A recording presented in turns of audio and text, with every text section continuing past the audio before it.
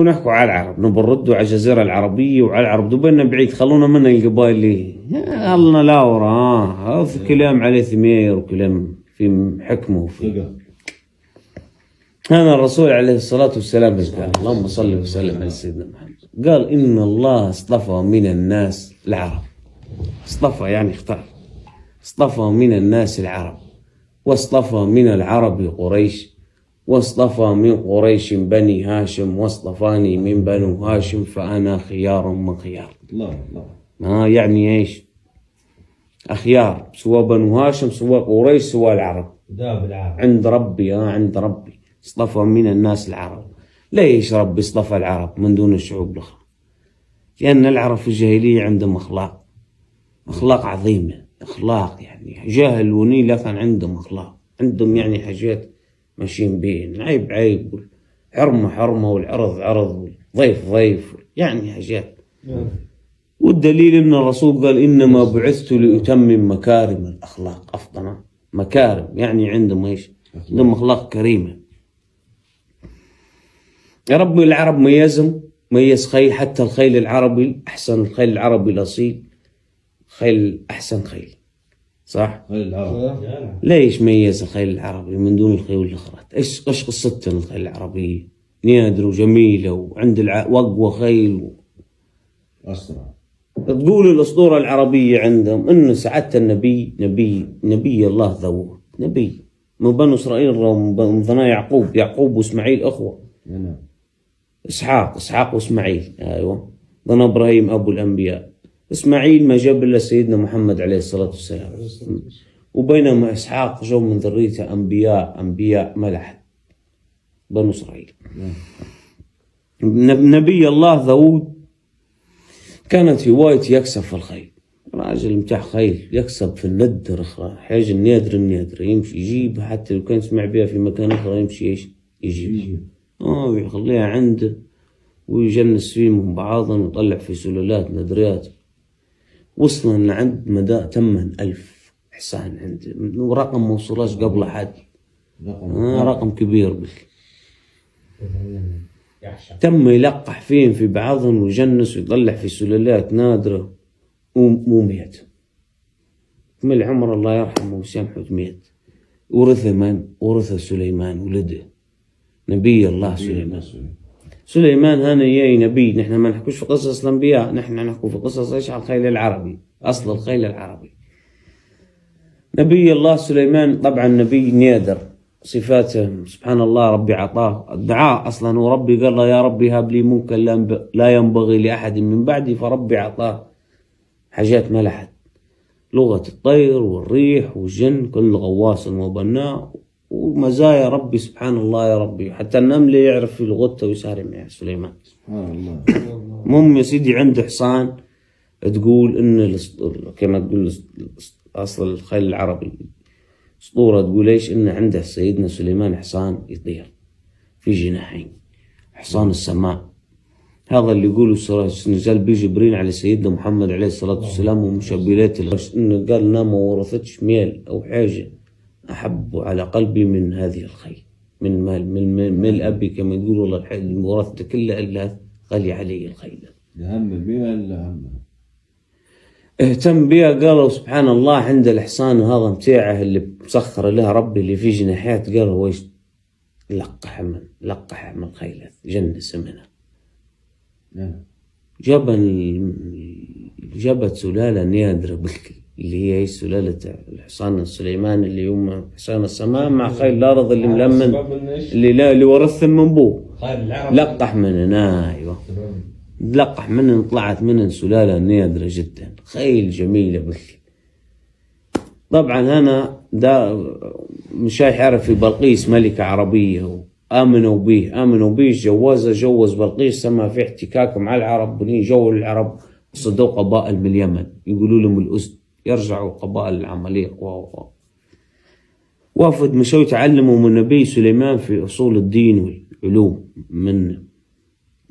قعدوا عنده كم يوم، قعدوا أيام تعلموا ونهم يا سيدي يوم كمل مقعدهم مع النبي سليمان قالوا له نبوا نمشوا.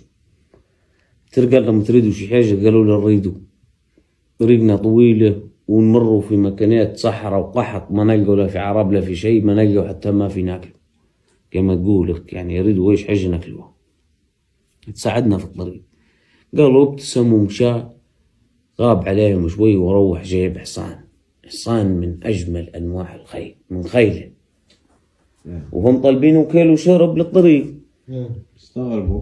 قالوا لهم، قال لهم لا أخذوه هف، لا أعطيكم وكيل لشرب، أخذوه هف.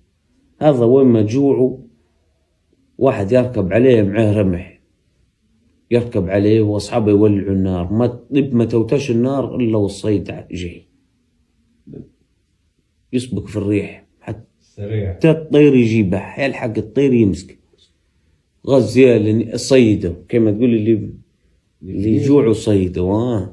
خذوه اليمنية، خذوه الحصان ذاك وسموه زاد الراكب، يعني ايش اللي يركب عليه يجيب له زاده. حصان نادر غريب شكله، أرض العرب كلها جظت بسيرة الحصان هذا. ما عاد عندها سيرة من غير حصان اللي جابوه اليمنية من نبي سليمان. حصان نادر غريب شكله. اسمعوها طبعا هم عرب قحطانية في اليمن، قحطان الوذناء سيدنا اسماعيل قحطان وعدنان العدناني مو ضنا عمهم، لكن جو وافد من قبائل الشمال، جوهم وقالوا لهم ايش من قبائل تغلب اللي هم يرجعوا للزير سالم وكليب والبراق ابن روحان وربيعة. الوافد شكلوا يقال لنا في حتى ربيعة والبراق، يعني ايش وافد شكلوا مشوا وين؟ مشوا لليمن يبوا منهم ايش؟ يبوا يلقحوا من الحصان. قالوا لهم مقابل اللي تبوه تاخذوه، يعني ايش؟ اي ميل تطلبوه مقابل التلقيح من الحصان هذا محطوط لهم. قالوا لهم ما نبوا منكم شيء، كما يقول مش بجيدكم. لقحوا منه جاب الحصان، جاء الانتاج يعني ضمار اللي جابه الحصان هذا سموه الهجيس، نوعية خيل سلالة سموه الهجيس، أندر أنواع الخيل العربي. قالوا جاب مواصفات في الهجيس، مواصفات أجمل من زاد الراكب، أجمل من بوه تمه. انتشرت سيرته في أرض العرب كلهم الهجيسة. جو قبائل بكر بني عم تغلب، قالوا لهم نبوا نلقحوا منكم ايش؟ نبوا نلقحوا من الهجيس. قالوا لهم لقحوكم وما نبوا منكم شيء كما تقول. جودوا على الحصان. الضمار اللي من الهجيس ايش تم؟ جات نوعية خيل حتى هي غريب شكلها، سموها ايش؟ الديناري. يعني خيل بني بكر تم اسم من الديناري. قبائل الهوازن، في قبائل أخرى القيسية وضناع عمهم يقولوا لهم الهوازن، طلعت منها فروع حكي. هوازن هذول اللي كان عندهم خيل يقولوا لنا إيش؟ يقولوا لنا سويدة، نوعية خيلهم سويدة أصلا خيل سمحة، حتى من غير زاد الراكب خيل سمحة. كانوا كما تقول مفتخرين بيها. مشوا قالوا البني بكر نبوا نجنسوا من ايش؟ من الديناري، يبوا جنسوا سويدة من الديناري. جنسوها جابوا ايش؟ جابوا فرس طلعت انثى اسمها سبل، سموها سبل. سبل هذه جو وحدين اخرى يبوا يلقحوا من سبل او ياخذوا من الناس اللي ما بوش يعطوه، احتكروا من قبيلته ايش؟ سبل هذه وصلت الحاجة نين تمت فطلع حاجة نادرة بالكل، حاجة جميلة بالكل، تشعوا عليها لما بوش يعطوها. تخيل من كثر ما تشعوا قالوا ايش؟ قالوا نغزوا عليهم ونسرقوها سرقة، ناخذوها فيه يعني. قالوا وهي معاها ايش؟ معاها فلو صغير مواليد ما زال دوبه مواليد لها ايام، هذه الفرس سبل. هو مش سلالة سبل. وهم غزوها خذوا المهر متاع سبل هذا، وقالوا ايش؟ خافوا سرقوها، وخافوا ايش؟ خافوا انه ما يلحقش يعقب في الطريق. حطوه في خرج، حطوه فلو صغير، حطوه في خرج، حطوا كرعيه مصفى ضكي وظهره هو الفوقي. وهم وصلوا بيه، انتهت الغزوة والسرقة اللي سرقوها ذيك وصلوا بيه لمكانهم، طلعوه من الخرج، طلع الفلو عوج ظهره من لورا مرتفع ومن لا قدام ايش؟ منصف الضك، فسموه أعوج. عفوه من قبيلة أعوج هذا يجيب أندر أنواع الخيل، اللي هنا الخيل العربي اللي تلقى منصف ضكي متصفط. تم يقولوا لهم بنات أعوج. طرف ابن العبد شاعر كبير في الجاهلية يقبل يقول: أتنك بنات أعوج ملجمات عليهن الأكرمين وهم نزار. بنات أعوج الخيل العربي وأبناء نزار اللي هم العرب. يعني شوف بنات أعوج. فاستمرت سلالة الخيل هذه. هنا ردوا ايش أفطنة باش نختم لك قصة الخيل. النبي سليمان عطاهم العرب، عطاهم حصان من عنده، لكن ما زال عنده خيل هو غير الحصان هذا. يوم من الايام افطن باش تعرف ربك يميز غير العرب وهم بس يوم من الايام قالوا عنده صلاة يصلي فيها على العصر، والخيل اللي عنده سبحان الله سبحان الله بقدرة الله. قال لك وما سليمان بيمشي يصلي وقت عبيات تقبل تبرز في مفتنها، يعني تطلع في جمالها، تصفط في رقابيها وتطنش في ذيولها وتصهل الجو اللي فيه الخيلة يقبل منسته فوق في الجمال متاعها. يوم من الايام نستنوا وقت الصلاة من كثر ما منبهر بخيله وبجماله، نستنوا وقت الصلاة. هلبت صلاة الشمس، هلبت صلي في وقت معين الشمس هلبت، فدعا قال الله: يا رب نبي ارتكب الذنب، يا رب نبيك ترد الشمس لين نصلي. قال له: ولا ترد كما تقول. شوفوا ايش اللي لهاك علي عبادة الله.